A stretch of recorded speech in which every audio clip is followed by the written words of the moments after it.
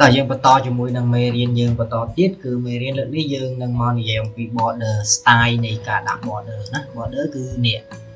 បន្ទាត់នៅជុំវិញបកនេះអាហ្នឹងយើងហៅថា border ណាហើយអញ្ចឹងតើ border គេនឹងធ្វើអីគេខ្លះអូខេតោះគឺទី1គឺយើងមានប៊ូតុងមួយគឺប៊ូតុង submit ហើយបន្ទាប់មកយើងដាក់ឈ្មោះវា VGN ដែរទេហើយអញ្ចឹងដល់ពេលដែលយើងវាយយើងទាញ style ឬក៏ដាក់ style គឺយើងនឹងចូលទៅ style CSS ណាហើយអញ្ចឹងបន្ទាប់មកយើងនឹងត្រូវវាយចុចមួយហើយ BGN មកអានឹងគឺជាឈ្មោះខ្លះណាហើយបន្ទាប់មកយើងនឹងប្រើ tag នៃ border តើ border គេធ្វើម៉េចនេះណា border អញ្ចឹងខ្ញុំដាក់ border border solid ណាខ្ញុំប្រើ solid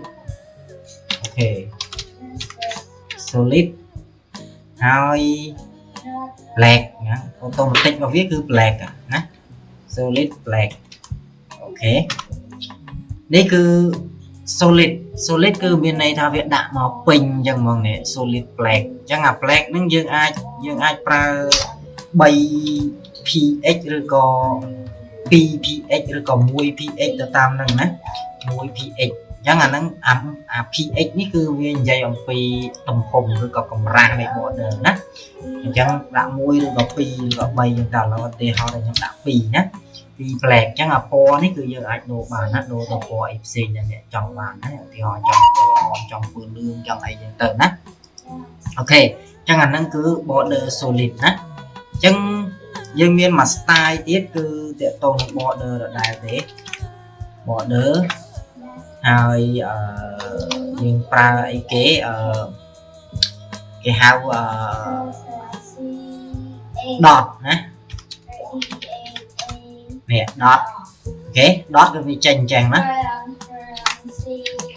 អូខេ dot អញ្ចឹងប៉ុន្តែនៅទីនេះយើងក៏អាចដាក់ dot ហ្នឹងយើងចង់បានពណ៌អីឧទាហរណ៍យើងចង់បាន green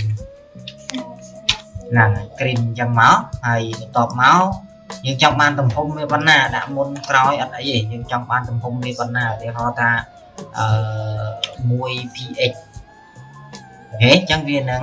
យកតូចធំទៅតាមនឹងណា